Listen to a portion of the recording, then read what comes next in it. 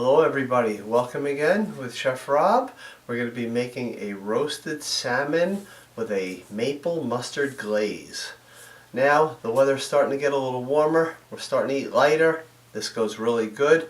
A lot of fresh vegetables, maybe some potatoes or a little rice with it. You're going to enjoy this one, has a lot of taste to it. Salmon, one of my favorite dishes. Let's get started. Okay, so here is a beautiful center cut salmon fillet. Beautiful when it's the center cut because it makes for even cooking. Okay, some of the salmon where you're at the end, it kind of goes to a narrow side. Okay, and what happens is that cooks a lot quicker than this top part here. So this will make for nice even cooking. So let me just put this on the tray over here. Let me change the gloves so I don't get salmon all over my ingredients here. I use gloves for home. I use gloves when I'm in the classes. I use gloves at home for cooking. Okay, so what I'm going to do is I'm going to prepare a glaze right now. I'm going to take some mayonnaise. I'm using the Hellmann's, some Dijon mustard, some maple syrup, mix it really good together. Okay, so I'm going to start with 2 tablespoons of the Dijon mustard, and this will serve 4. So if you're doing 4 fillets, make this exact recipe. Okay, and about 5 ounces each of the salmon fillet. Okay, and I take 1 tablespoon of the mayonnaise, pretty much level, but it's not like baking, so if you put a little too much, it'll be just fine.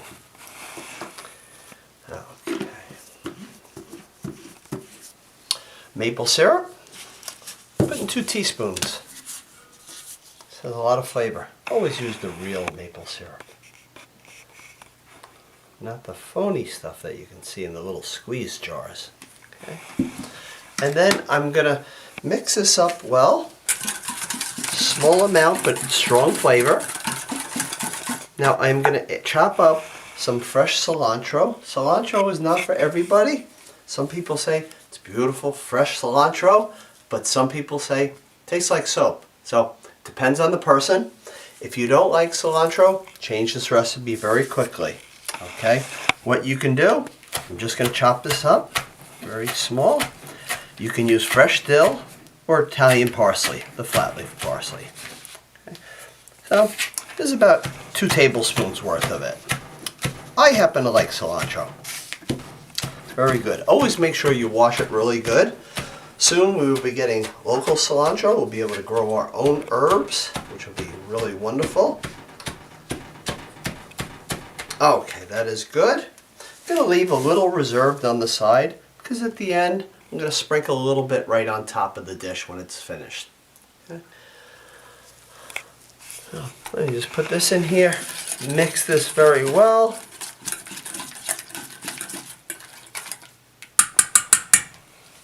Then what I'm going to do, I'm just going to take my hand or take a spoon. Okay. I'm going to leave a little extra on the side for the other salmon fillets. Just want to coat this nicely. Now, if you happen to like a breadcrumb topping or a little topping to this, you could always take some of the panko, a little olive oil, a little lemon zest, toss it together, put it right on top. It tastes fantastic. Okay, so the next step, we're going to take a little bit of kosher salt, a little black pepper, grind it, put it right on top of here. Just a little kosher salt and a little bit black pepper right on top. Now, this is going to cook in a 400 oven. Okay, you're going to roast it for about 10 to 12 minutes. Best way to tell if it's done, you can usually see if it has a little the rawness, that look to it, means still needs a little cooking. If you put a thin, sharp knife into it and it just goes right through and it flakes, it is done.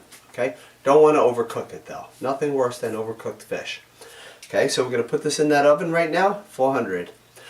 Make sure you preheat your oven, and then when it's done, what will be really nice with this, a lot of fresh vegetables. I like to roast some baby bok choy with it. Okay, you can put a little soy sauce, okay, a little garlic, a little ginger on it. Maybe saute up some of the little tomatoes, the baby tomatoes. These are the baby plum tomatoes.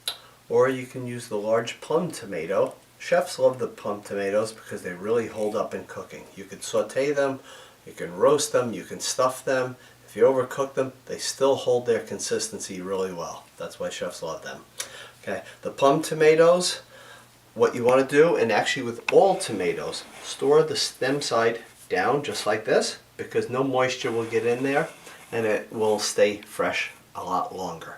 Okay, no moisture gets up in there. The one thing that you can do with these is, of course, never refrigerate tomatoes because you can never taste them. Okay, refrigerated tomatoes are no good. At the supermarkets though, what do? They refrigerate them and then they take them out and they start letting them ripe on the shelves, okay? But if you have to put them in the refrigerator, make sure you bring it to room temperature before you want to enjoy them, okay? Let's get this in the oven, get it started. I'm going to put it in the 400 oven right now and it will go in there for about 10 to 12 minutes. So let's see if this beautiful salmon is now fully roasted.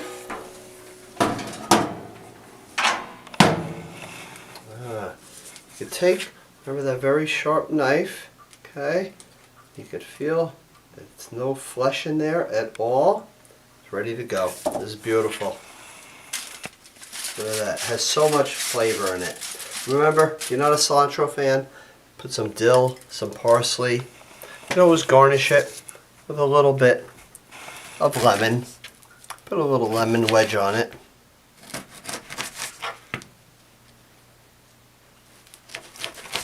Do that right on the side. You have a beautiful salmon fillet, maple and mustard glaze. Enjoy.